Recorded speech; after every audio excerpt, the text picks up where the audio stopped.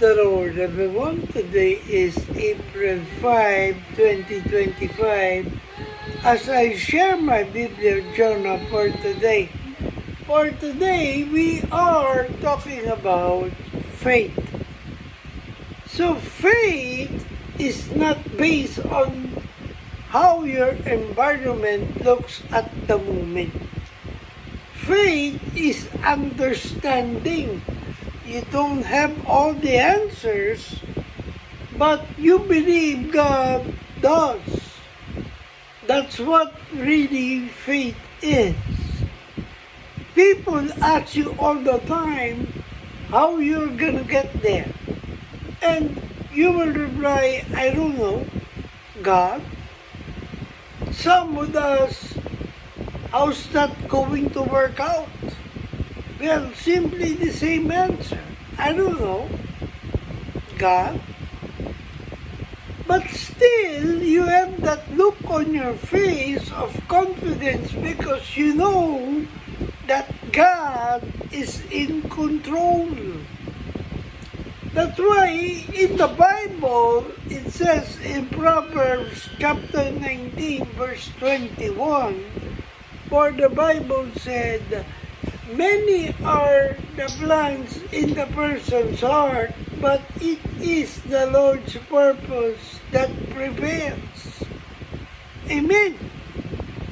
So, the proverb is a part of a larger section in Proverbs 19 that focuses on wisdom, folly, and the importance of living a life that God is pleasing, to God.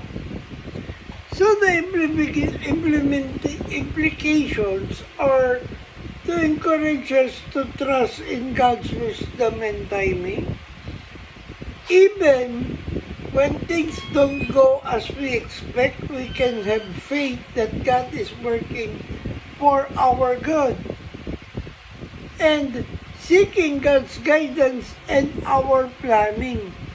Pray and ask for God's direction as we make decisions and set goals, and yield to God's will. Be open to the possibility that God's plan may differ from your own, and trust that His plan is always best one. So because you trust God instead of trying to force everything to happen, that's not from God. If you are trying to push the door to open, then that's not the door for you. Because in the Bible it says in 1 Corinthians chapter 16, verse 9, where the Bible said, because a great door for effective work has opened to me, and there are many who opposes me. So a great door for the effective work has opened to me. This phrase indicates that a substantial opportunity spread the gospel to engage in the ministry. There are many who oppose me.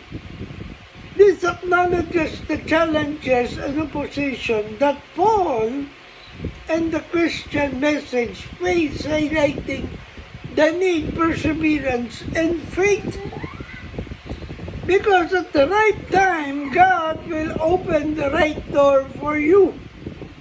For the Bible said in Ecclesiastes chapter 3, verse 1, for the Bible said, there is a time for everything, a season for every activity under the heavens. Amen. So everything has a season. It highlights the static, or not a static state, but a dynamic, ever-changing process with distinct periods or seasons. Finding meaning in the midst of change. By recognizing that everything has its time, we can find meaning and purpose even in the midst of change and uncertainty. So, God's purpose is to emphasize that nothing occurs by chance, but rather everything is part of God's plan and purpose. Amen? So faith is a proof of what we don't see, but we hope for that what faith does to us, for God is letting us know that He is there. So I hope I have inspired you with this video journal of mine. Remember, we are our mission. Keep the fire burning, for we live to serve God. Stay safe, and God bless everyone. Good morning.